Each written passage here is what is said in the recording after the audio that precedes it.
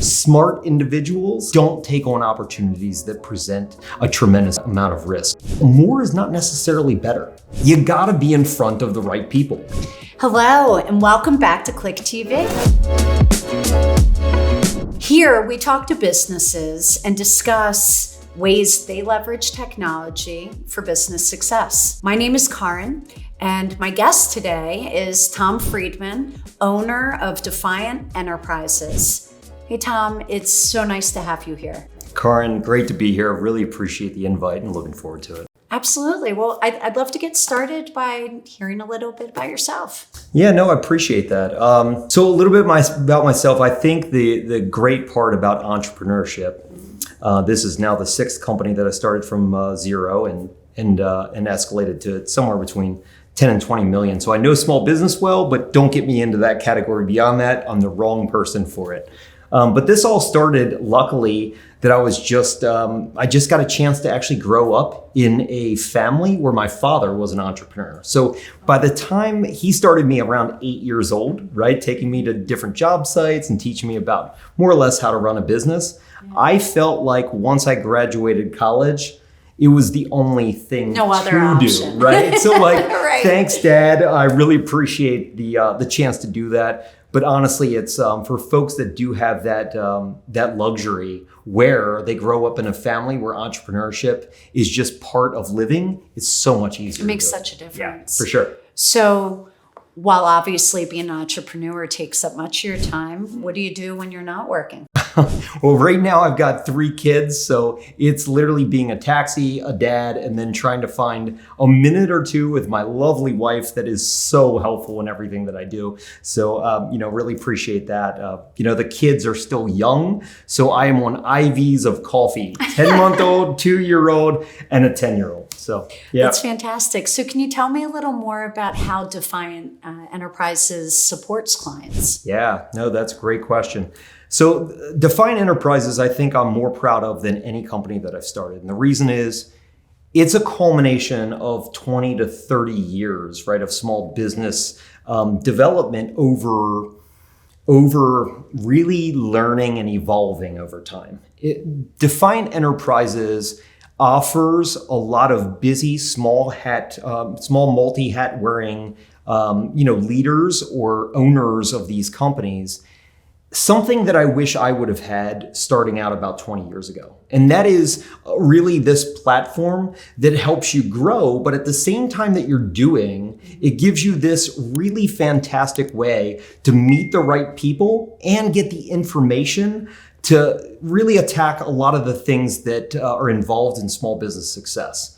I have 5 principles, right? The power of networking, right? The second one is really growth. The third that we really like to attack is profitability. Fourth, yeah, we always like to profit, right? The fourth one is really concentrating on scalability. And the last one that we really concentrate on is risk management, right? For a lot of folks, they think that there's always this risk reward and that the greater the risk, the better the reward. But I will tell you, for most folks, that is not really the case. Smart individuals, and I don't include myself in that category with as many mistakes as I've made along the way, they don't take on opportunities that present a tremendous amount of risk. They wait for the right opportunities to capitalize on the best. Interesting. And that's so insightful, and I can see how that's helpful.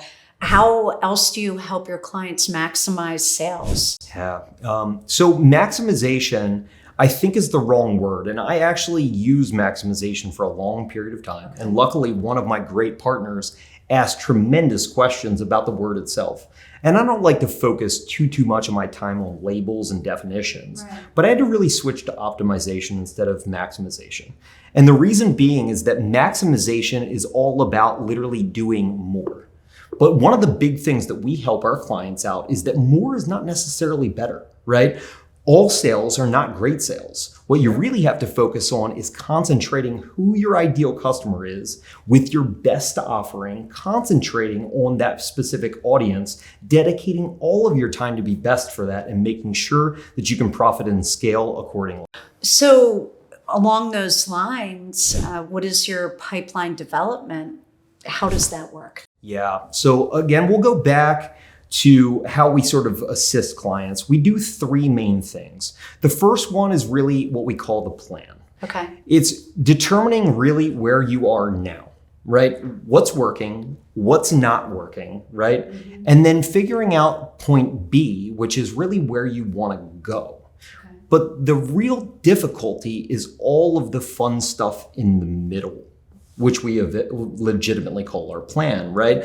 You can't really develop a plan unless you have a clear understanding of A and B. But that middle ground is really where we go to really help our clients understand the steps necessary to get from point A to point B. So that's the first one, is developing a plan, right?